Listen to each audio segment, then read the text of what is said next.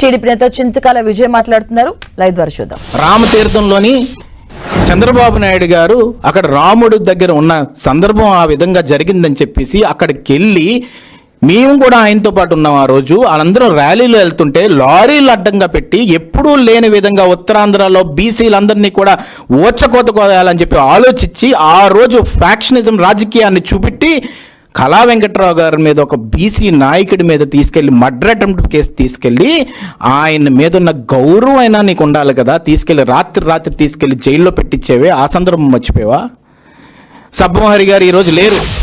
ఆయన మీద ఉదయం వెళ్ళిపోయి గోడ పగలగొట్టి ఇష్టం వచ్చినట్టు ఆయన్ని హింసించాలని ఆలోచించేవే, మానసికంగా హింసించేవే. ఆ సందర్భం మర్చిపోయావా? ఎంత అట్రాసిటీస్, ఇంత దారుణమైన రాజకీయం వైఎస్ఆర్సీపీ సమయంలో చేసి ఇప్పటికీ నేను ఒకటి గుర్తు చేయాలి మీ అందరికీ. ఎంత చులకన భావం అంటే కార్పొరేషన్స్ అనౌన్స్ చేసినప్పుడు ఇదే మంగళగిరి దగ్గర ప్రమాణ స్వీకారాలు పెట్టారు బీసీలకి. పెట్టినప్పుడు అందరినీ పిలిచి అక్కడ ఫుడ్ పాయిజన్ అయింది. ఫుడ్ పాయిజన్ అయినప్పుడు వాళ్ళందరినీ ఇక్కడ ఇదే ఎన్ఆర్ఐ హాస్పిటల్కి తరలిచ్చారే. ఆ రోజు నువ్వు ఇంకోళ్ళు అయితే నువ్వు ఆ విధంగా చేస్తావా?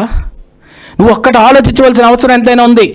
నువ్వు బీసీలు అంటే ఏ విధంగా ఆలోచించావంటే వీళ్ళు ఎక్కడ చెప్పుకుంటారులే, ఎక్కడ గలమెత్తుతారులే, ఏముందిలే అని చెప్పి ప్రతి ఒక్క రాజ్యానికి సామంత రాజుల కింద ఒకటి సుబ్బారెడ్డి గారిని పెట్టి, ఒక దగ్గర విజయసాయి రెడ్డిని పెట్టి, ఒక దగ్గర మిథున్ రెడ్డిని పెట్టి నువ్వు బీసీలని వాళ్ళ దగ్గర కూర్చోబెట్టి ఊచకోత కోసం. ఇది ఎవరికి తెలీదు. కొన్ని వీడియోలు చూసినప్పుడు మా కన్నింట నీరు వచ్చేది. ఏంటి బాధలు, ఏంటి పరిస్థితి, ఎవరికి చెప్పుకోవాలో అర్థమయ్యేది కాదు. ఈరోజు నేను ఒక మాట చెప్తున్నాను. చంద్రబాబు నాయుడు గారు కానీ, నారా లోకేష్ గారు కానీ ఎవరైతే బీసీల మీద 26,000 సుమారుగా కేసులు ఎఫ్ఐఆర్లు బుక్ అయిపోయి దాంట్లో 300 మందిని ఓచకొత్తుకోసారు. చిన్న నెంబరా అండి ఇది? ఎవరికి తెలియని నెంబరు. మర్చిపోయారా జనం? మర్చిపోయారా? మన బడుగు బలహీన వర్గాలందరూ కూడా, ప్రతి ప్రాంతంలో ఉన్న ప్రతి బడుగు బలహీన వర్గాలకు నేను చెప్తున్నాను, ప్రతి ఒక్కళ్ళు కూడా వేదిక మీద గట్టిగా మాట్లాడే హక్కు ఈరోజు తెలుగుదేశం పార్టీ మనకిస్తుంది. నాయకులుగా మారే హక్కు ఇస్తుంది.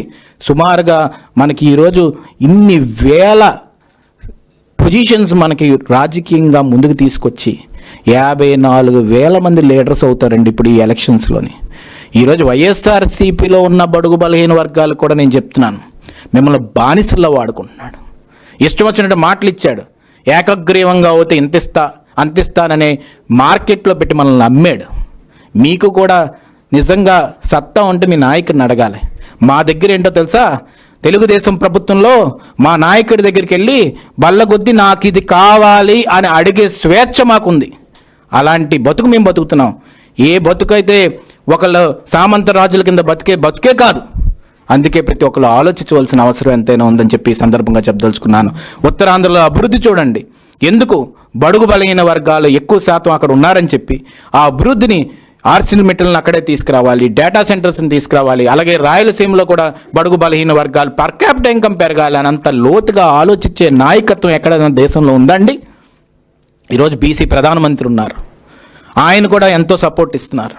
కాబట్టి నేను ఒకటే చెప్తున్నాను, ఇర్రెస్పెక్టివ్ ఆఫ్ ది పార్టీస్ ఈరోజు ఆలోచించవలసింది బడుగు బలహీన వర్గాలు ఒకటే ఆలోచించాలి. తెలుగుదేశం పార్టీ, తెలుగుదేశం ప్రభుత్వంలోని పసుపు జెండాలోనే మనకి న్యాయం అనేది జరుగుతుంది.